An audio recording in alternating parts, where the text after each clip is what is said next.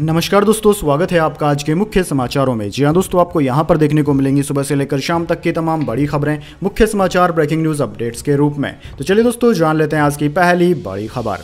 NDA गठबंधन, मोदी का शपथ ग्रहण 9 जून को शाम 6 बजे। बीजेपी के जीते मंत्री रिपीट होंगे। स्मृति राजीव चंद्रशेखर को मिल सकता है मौका। जी हाँ दोस्तों, मोदी सरकार के शपथ ग्रहण की गुरुवार को नई डेट सामने आ गई। न्यूज एजेंसी एएनआई के मुताबिक मोदी 9 जून को शाम 6 बजे शपथ ले सकते हैं। पहले 8 जून को शपथ लेने की खबरें थी। सूत्रों के मुताबिक लोकसभा चुनाव में भाजपा के जीते सभी मंत्री इस बार भी रिपीट होंगे। विवाद से जुड़े चेहरों के नाम मंत्री पद की लिस्ट से काटे जा सकते हैं। चुनाव हारी स्मृति ईरानी और राजीव चंद्रशेखर को पार्टी एक और मौका दे सकती है। इन्हें फिर से मंत्री पद भी मिल सकता है। चलिए दोस्तों, जान लेते हैं अगली खबर। शेयर बाजार पर मोदी शाह के बयानों का राहुल गांधी ने बनाया मुद्दा। कहा, यह घोटाला है, जेपीसी जांच हो। जी हां दोस्तों, शेयर बाजार में मंगलवार को चुनावी नतीजे वाले दिन जो तबाही मची थी, उसमें निवेशकों के करीब 30 लाख करोड़ रुपए का घाटा हुआ था। इस मामले को लेकर अब राहुल गांधी ने प्रधानमंत्री मोदी और गृह मंत्री अमित शाह पर गंभीर आरोप लगाए हैं। उन्होंने शेयर बाजार में इलेक्शन रिजल्ट डे पर आई सुनामी को लेकर अटैक किया और एक प्रेस कॉन्फ्रेंस के दौरान कहा कि हिंदुस्तान के स्टॉक मार्केट की हिस्ट्री का सबसे बड़ा यह स्कैम है। उन्होंने इस मामले में जेपीसी की भी मांग की है। राहुल गांधी ने कहा है कि पहले गृह मंत्री अमित शाह ने कहा कि आने वाले 4 जून को लोकसभा चुनाव के नतीजे आएंगे तो शेयर बाजार आसमान पर जाएगा। इसके तुरंत बाद प्रधानमंत्री मोदी ने भी शेयर बाजार में रिकॉर्ड तेजी आने की बात कहते हुए लोगों को शेयर खरीदने की सलाह दी थी और उसके तुरंत बाद वित्त मंत्री निर्मला सीतारमण ने भी इसी तरीके से शेयर बाजार में जोरदार उछाल की बात कही थी। चलिए दोस्तों, जान लेते हैं इसके बाद अगली बड़ी खबर। इंडिया ब्लॉक टीएमसी का दावा, बीजेपी के सांसद विधायक हमारे संपर्क में। रावत बोले, मोदी को तीसरी कसम लेने दीजिए, हमारी चौथी कसम बाद में। जी हां दोस्तों, टीएमसी से जुड़े सूत्रों ने गुरुवार 6 जून को दावा किया कि पश्चिम बंगाल में कई बीजेपी के सांसद और विधायक उनकी पार्टी के संपर्क में है। इसको लेकर आने वाले हफ्ते में पार्टी इस पर फैसला ले सकती है। कांग्रेस नेता राहुल गांधी लोकसभा में नेता विपक्ष चुने जा सकते हैं। दोस्तों, माना जा रहा है कि कांग्रेस संसदीय दल की बैठक में उन्हें नेता चुना जाएगा। मल्लिकार्जुन खड़गे की अध्यक्षता में 8 जून को पार्टी मुख्यालय में कांग्रेस वर्किंग कमेटी की बैठक होगी। चलिए दोस्तों, जान लेते हैं अगली खबर। कंगना को महिला कांस्टेबल ने थप्पड़ मारा। बोली, इसने कहा था किसान आंदोलन में महिलाएं 100 रुपए लेकर बैठती है, वहां मेरी मां भी थी। जी हां दोस्तों, कंगना रनावत को चंडीगढ़ एयरपोर्ट पर थप्पड़ मारने वाली सीआईएसएफ की महिला कांस्टेबल का एक वीडियो सामने आया है। इसमें आरोपी कह रही है कि कंगना ने कहा था कि 100 रुपए की खातिर लोग किसान आंदोलन में बैठ रहे हैं। जब उसने यह बयान दिया तो मेरी मां भी वहां बैठी हुई थी। महिला कांस्टेबल का नाम कुलविंदर कौर है। इस घटना के बाद उसे नौकरी से सस्पेंड कर दिया गया है और पुलिस ने हिरासत में भी ले लिया है। यह घटना गुरुवार दोपहर 3 बजे की है। कंगना चंडीगढ़ से दिल्ली जा रही थी, तभी एयरपोर्ट पर सिक्योरिटी चेक के दौरान महिला कांस्टेबल के साथ बहस हुई और उसने थप्पड़ मार दिया। कंगना ने इस मामले में शिकायत भी दर्ज कराई है। चलिए दोस्तों, जान लेते हैं इसके बाद अगली खबर। चांद मंगल मिशन के लिए बने स्टारशिप का टेस्ट हुआ कामयाब। दुनिया के सबसे ताकतवर रॉकेट के साथ स्पेस में गया, फिर हिंद महासागर में उतरा। जी हां दोस्तों, चांद मंगल मिशन के लिए बने दुनिया के सबसे ताकतवर रॉकेट स्टारशिप का चौथा टेस्ट सक्सेसफुल रहा। इसे आज यानी कि 6 जून को टेक्सास के बोका चिका से शाम 6:20 पर लॉन्च किया गया था। इसमें स्टारशिप को स्पेस में ले जाने के बाद वापस पृथ्वी पर लाया गया और हिंद महासागर में कामयाब लैंडिंग भी कराई गई। इस बार के टेस्ट का मेन गोल यह देखना था कि स्टारशिप पृथ्वी के वातावरण में एंट्री के दौरान सरवाइव कर पाती है या नहीं। स्टारशिप को बनाने वाली कंपनी स्पेस एक्स ने एक्स पर लिखा कि पानी में लैंडिंग सक्सेसफुल रही। स्टारशिप के रोमांचक चौथे उड़ान परीक्षण के लिए पूरी स्पेस एक्स टीम को बधाई। चलिए दोस्तों, जान लेते हैं इसके बाद अगली खबर। जेडीयू की अनावश्यक मांगों को नहीं मानेगी बीजेपी। सरकार की मजबूती के लिए छोटे दलों से भी साध रही है संपर्क। जी हां दोस्तों, लोकसभा चुनाव संपन्न हो चुके हैं। बीजेपी बहुमत से पीछे रह गई, लेकिन एनडीए ने 272 का जादुई आंकड़ा पार कर लिया। अब सरकार बनाने की कवायद जारी है। चूंकि इस चुनाव में नीतीश कुमार और रायडू किंग मेकर फैक्टर बनकर उभरे हैं, इसलिए दोनों को ही लेकर कई तरह की चर्चाएं चल रही है। खासतौर पर यह है कि जेडीयू सरकार में शामिल होगी तो उसकी तरफ से बड़ी शर्तें रखी जा सकती है। इन चर्चाओं के बीच सामने आया है कि बीजेपी गठबंधन के नियमों और गठबंधन धर्म के तहत ही काम करेगी, गैर जरूरी मांगों के आगे नहीं झुकेगी। सूत्रों के मुताबिक सामने आया है कि जेडीयू की अनावश्यक मांगों के आगे बीजेपी नहीं झुकेगी। बीजेपी गठबंधन के नियमों और गठबंधन धर्म के तहत ही काम करेगी। चलिए दोस्तों, जान लेते हैं इसके बाद अगली खबर। नरेंद्र मोदी के शपथ ग्रहण की तैयारी, मालदीव के राष्ट्रपति मुइज्जो को भी दिया गया न्योता।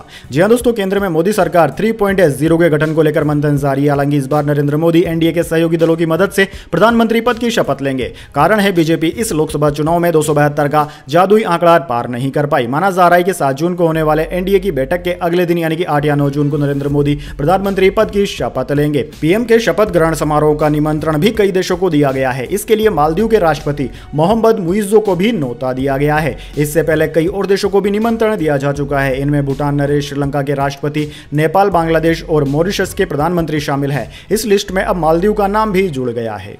चलिए दोस्तों, जान लेते हैं इसके बाद अगली खबर। मुस्लिम फ्रेंडली सहयोग की दया पर प्रधानमंत्री मोदी की गठबंधन सरकार पर पाकिस्तान से आई ऐसी प्रतिक्रियाएं। जी हां दोस्तों, मोदी के नेतृत्व में बीजेपी पिछली 2 बार की तरह इस बार अकेले बहुमत पाने में असफल रही और मात्र 240 सीटें ही हासिल कर सकी। एनडीए के प्रदर्शन को लेकर पाकिस्तान से खूब प्रतिक्रियाएं आ रही है। पाकिस्तान के राजनयिक और पत्रकार बीजेपी की सीटें कम होने और कांग्रेस समेत विपक्षी पार्टियों के शानदार प्रदर्शन पर अपनी खुशी जाहिर कर रहे हैं। भारत में उच्चायुक्त रह चुके पाकिस्तान के पूर्व राजनयिक अब्दुल बासित ने सोशल मीडिया साइट एक्स पर लिखा कि सांप्रदायिक कट्टरता और भाजपा के हिंदू राष्ट्र को खारिज करने के लिए भारत के लोग सराहना के पात्र हैं।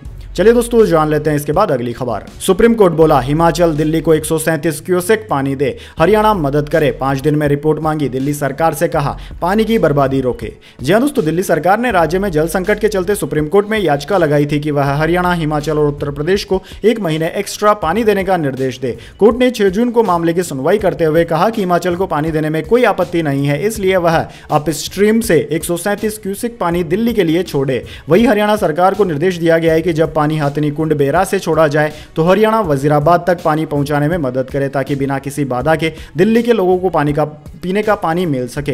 कोर्ट ने दिल्ली सरकार से भी पानी की बर्बादी रोकने को कहा है। चलिए दोस्तों, जान लेते हैं अगली खबर। दुनिया की दूसरी सबसे वैल्यूएबल कंपनी बनी एनवीडिया। आईफोन बनाने वाली कंपनी एप्पल को पीछे छोड़ा, मार्केट कैप $3 ट्रिलियन के पार निकला। जी हां दोस्तों, अमेरिका की सेमीकंडक्टर चिप बनाने वाली कंपनी एनवीडिया एप्पल को पीछे कर दुनिया की दूसरी सबसे वैल्यूएबल कंपनी बन गई है। एनवीडिया कॉर्प का शेयर बुधवार 5 जून को $60.03 यानी कि 5.16% की तेजी के साथ बार $1224.40 करीब $1,86,958 पर बंद हुआ। शेयर बाजार में आई इस तेजी से कंपनी का शेयर मार्केट $3.01 ट्रिलियन यानी कि करीब 251 लाख करोड़ रुपए का हो गया। वहीं एप्पल का मार्केट कैप $3 ट्रिलियन यानी कि करीब 250 लाख करोड़ रुपए है। बुधवार को एप्पल का शेयर 0.78% की तेजी के साथ $195.87 पर बंद हुआ। चलिए दोस्तों, जान लेते हैं अगली खबर। लापरवाही बर्दाश्त नहीं, लोकसभा चुनाव खत्म होते ही सीएम योगी ने की अधिकारियों संग बैठक, दिए कई निर्देश। जी हां दोस्तों, लोकसभा चुनाव संपन्न होने के बाद उत्तर प्रदेश के मुख्यमंत्री योगी आदित्यनाथ ने गुरुवार को अधिकारियों के साथ बैठक की, जिसमें उन्होंने अधिकारियों को जनता से जुड़े सभी कार्यों को निर्धारित समय सीमा के भीतर पूरा करने का निर्देश दिया। साथ ही चेतावनी दी कि लापरवाही बर्दाश्त नहीं की जाएगी। इसके अलावा उन्होंने खाली पदों पर नियुक्ति की प्रक्रिया तेज करने का भी निर्देश दिया। एक बयान के अनुसार सीएम योगी आदित्यनाथ ने लखनऊ के कालिदास मार्ग स्थित अपने आधिकारिक आवास पर एक सार्वजनिक शिकायत बैठक जनता दर्शन के दौरान यह निर्देश जारी किया कि बयान में कहा गया है कि उन्होंने प्रत्येक उपस्थित व्यक्ति से उनकी शिकायतों को समझने के लिए बातचीत की और संबंधित अधिकारियों को उन्हें तुरंत हल करने का निर्देश भी दिया है। चलिए दोस्तों, जान लेते हैं इसके बाद अगली खबर। भारत पाकिस्तान मैच से पहले न्यूयॉर्क की पिच पर घमासान, रोहित शर्मा, ऋषभ पंत ने झेली जानलेवा गेंदें, उठे सवाल। दरअसल दोस्तों, T20 वर्ल्ड कप के पहले मुकाबले से पहले नसाउ काउंटी की खुली दरारों वाली खतरनाक पिच सभी के लिए चिंता का सबब बनी हुई है। इंग्लैंड के पूर्व कप्तान माइकल वॉन और भारतीय दिग्गज इरफान पठान समेत कई दिग्गजों ने न्यूयॉर्क की पिच पर सवाल उठाए। इन दिग्गजों ने कहा कि वर्ल्ड कप मैच कराने से पहले इस पर कुछ अभ्यास मैच क्यों नहीं खेले गए। दरअसल दोस्तों, रोहित शर्मा को आयरलैंड के खिलाफ मैच के दौरान तेज गेंदबाज जोश लिटिल की गेंद दाहिनी बाजू के ऊपरी हिस्से में लगी थी, इस कारण उन्हें मैदान छोड़कर जाना पड़ा। ऋषभ पंत को भी बाईं कोहनी में बाउंसर लगा। बीसीसीआई के एक सूत्र ने बताया कि रोहित की चोट गंभीर नहीं है। उन्होंने खुद कहा कि यह एक मामूली घाव है, वह पाकिस्तान के खिलाफ मैच तक ठीक हो जाएंगे। वहीं दोस्तों, आयरलैंड के हैरी टेक्टर को जसप्रीत बुमराह की गेंद दस्तानों से होकर हेलमेट पर लगने के कारण कंकशन टेस्ट से गुजरना पड़ा। चलिए दोस्तों, जान लेते हैं इसके बाद अगली बड़ी खबर। अग्निवीर पर फिर से विचार करने की है जरूरत, वन नेशन वन इलेक्शन पर हम साथ, यूसीसी पर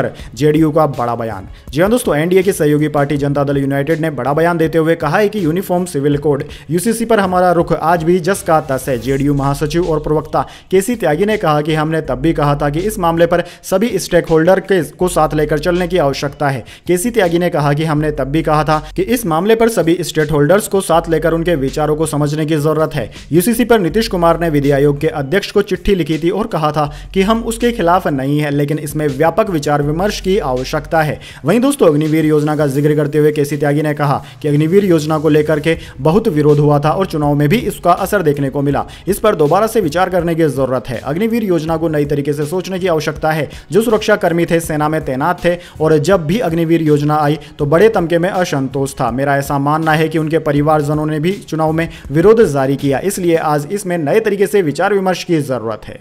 चलिए दोस्तों जान लेते हैं इसके बाद अगली बड़ी खबर, लेकिन उससे पहले मेरी आपसे एक छोटी सी रिक्वेस्ट है, अगर दोस्तों आपको अभी तक हमारी न्यूज़ पसंद आई है तो इसे एक छोटा सा लाइक जरूर दे दीजिए, और अगर आपको पसंद नहीं आई है तो बेशक आप डिसलाइक भी कर सकते हैं, लेकिन दोस्तों लाइक और डिसलाइक जरूर कीजिए, क्योंकि दोस्तों यही हमारी मेहनत का फल होता है और इसी से पता चलता है कि आपको हमारी वीडियोस पसंद आ रही है या नहीं।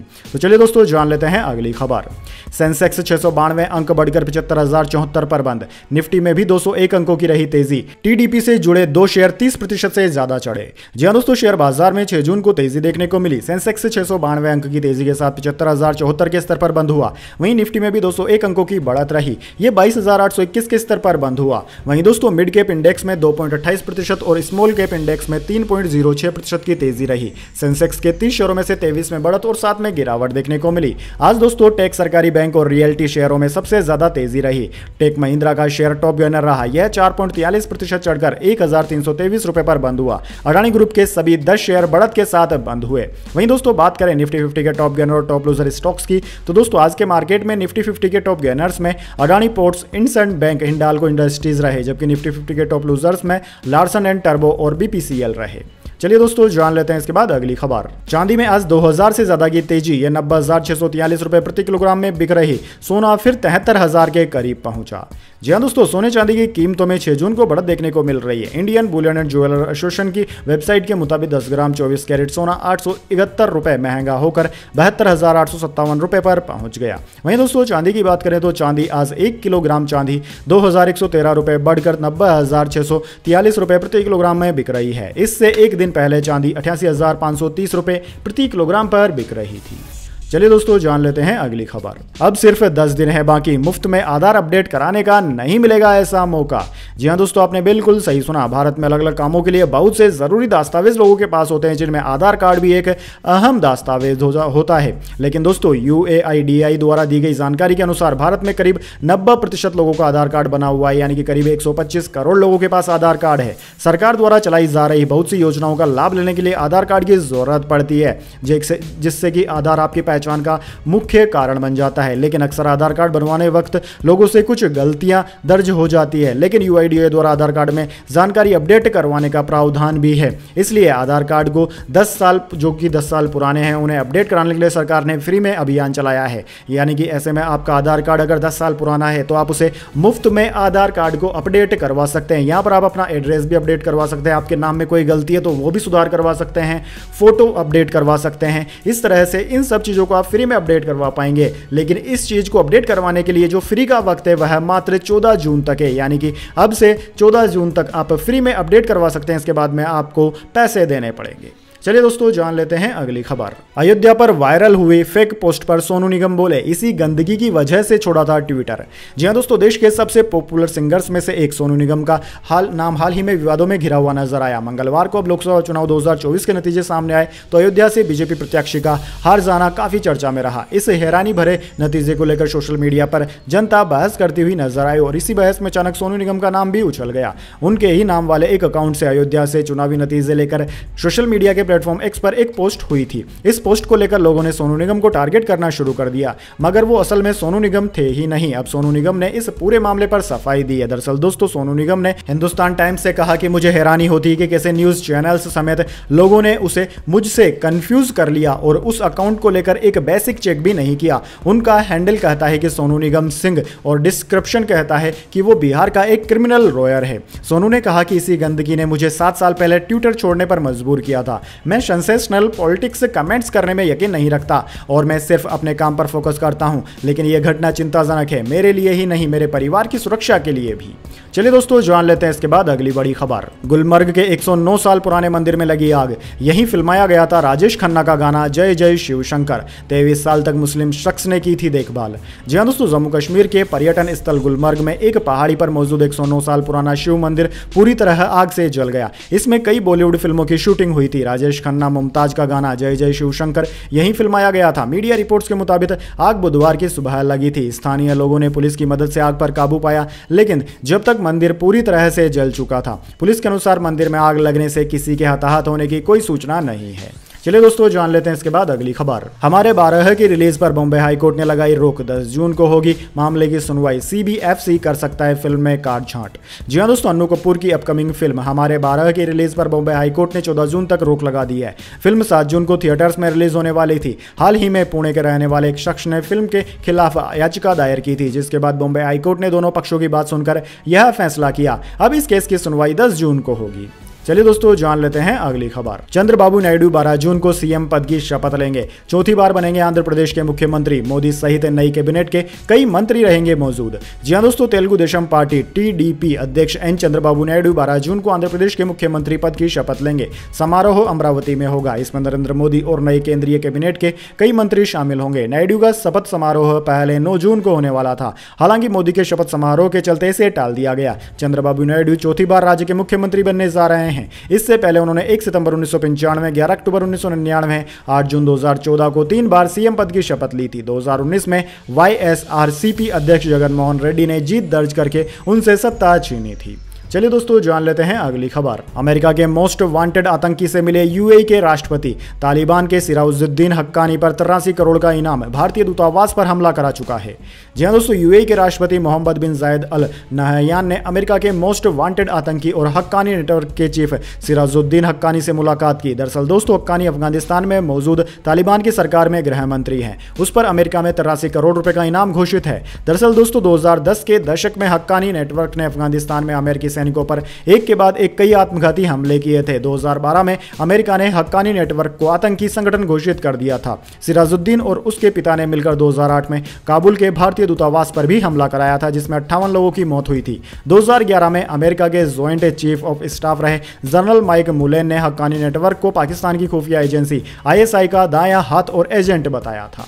चलिए दोस्तों जान लेते हैं इसके बाद अगली खबर। UNSC का अस्थायी सदस्य बन सकता है पाकिस्तान, दुनिया से समर्थन मांगा। 5 साल पहले पाकिस्तान, चीन ने भारत को सपोर्ट किया था। जी हां दोस्तों, संयुक्त राष्ट्र महासभा में आज सुरक्षा परिषद के 5 अस्थायी सदस्य चुनने के लिए वोटिंग होगी। ये 2 साल तक दुनिया की सबसे बड़ी सिक्योरिटी काउंसिल के अस्थायी सदस्य रहेंगे। UNSC की दावेदारी करने वाले देशों में पाकिस्तान भी शामिल है। आज चुने गए देश UNSC में जापान, इक्वाडोर, माल्टा, मोजाम्बिक और स्विट्जरलैंड की जगह लेंगे, जिनका कार्यकाल 31 दिसंबर 2024 को खत्म हो रहा है। पाकिस्तान ने सभी देशों से समर्थन की अपील की है। रिपोर्ट्स के मुताबिक पाकिस्तान के अलावा डेनमार्क, ग्रीस, पनामा और सोमालिया कार्यकाल खत्म होने वाले देशों की जगह ले सकते हैं। इसके लिए सीक्रेट बैलेट पेपर से वोटिंग होगी। चलिए दोस्तों जान लेते हैं इसके बाद अगली बड़ी खबर। राहुल गांधी के आरोपों पर बीजेपी का जवाब। पीयूष गोयल बोले मार्केट के लोगों का कॉन्फिडेंस कम कर रहे हैं। जी हां दोस्तों, एग्जिट पोल और स्टॉक मार्केट में गिरावट को स्कैम बताने वाले कांग्रेस नेता राहुल गांधी के आरोपों का बीजेपी ने जवाब दिया। केंद्रीय मंत्री पीयूष गोयल ने कहा कि राहुल गांधी लोकसभा चुनाव में विपक्ष की हार से अभी भी उभर नहीं पाए हैं। वे अब मार्केट के लोगों का कॉन्फिडेंस कम कर रहे हैं, निवेशकों में भय पैदा करने की कोशिश कर रहे हैं। भारत विश्व की तीसरी सबसे बड़ी अर्थव्यवस्था बनने जा रहा है और पूरी दुनिया उसको इसी निगाह से देख रही है। जेपीसी की मांग बेबुनियाद है। वहीं दोस्तों, इससे पहले राहुल गांधी ने प्रेस कॉन्फ्रेंस कर कहा था कि चुनावी एग्जिट पोल की वजह से शेयर बाजार में लोगों के 30 लाख करोड़ रुपए डूब गए, क्योंकि प्रधानमंत्री और गृह मंत्री ने दावा किया था कि चुनाव के बाद स्टॉक मार्केट तेजी से आगे बढ़ने वाला है। उन्होंने पूरे मामले की संयुक्त संसदीय समिति जेपीसी से जांच कराने की मांग की। इसी का जवाब देते हुए पीयूष गोयल ने कहा कि बाजार में उतार चढ़ाव सामान्य बात है, आम निवेशकों को फायदा मिलता रहता है। कांग्रेस को बताना चाहिए कि उनके समय में मार्केट कैसे क्रैश होते थे। उन्हें निवेशकों का कॉन्फिडेंस कम करने की कोशिश नहीं करनी चाहिए। तो दोस्तों, यह थी आज की तमाम बड़ी खबरें। इसके बाद दोस्तों बारी आती है आज के माइंड क्यूज क्वेश्चन की। जी हां दोस्तों, एक आसान से सवाल का जवाब देकर आप जीत सकते हैं एक सरप्राइज गिफ्ट हमारे यूट्यूब चैनल की ओर से। तो दोस्तों, आज का सवाल आपकी स्क्रीन पर आ चुका है। भारतीय स्टॉक मार्केट यानी कि भारतीय शेयर बाजार का सबसे महंगा शेयर कौन सा है? जी हां दोस्तों, अगर आप जानते हैं भारतीय शेयर बाजार के सबसे महंगे शेयर का नाम, तो जल्दी से उस शेयर का नाम कमेंट बॉक्स में लिख दीजिए। अगर दोस्तों आपका जवाब होता है एकदम सही और आप चुने जाते हैं लकी विजेता के रूप में, तो आपको मिल सकता है एक सरप्राइज गिफ्ट हमारे यूट्यूब चैनल की ओर से। तो दोस्तों जल्दी से अपना उत्तर कमेंट बॉक्स में लिख दीजिए, वीडियो को लाइक कर लीजिए और चैनल को सब्सक्राइब करके बेल आइकन भी दबा लीजिए। धन्यवाद। वंदे मातरम। जय हिंद, जय भारत।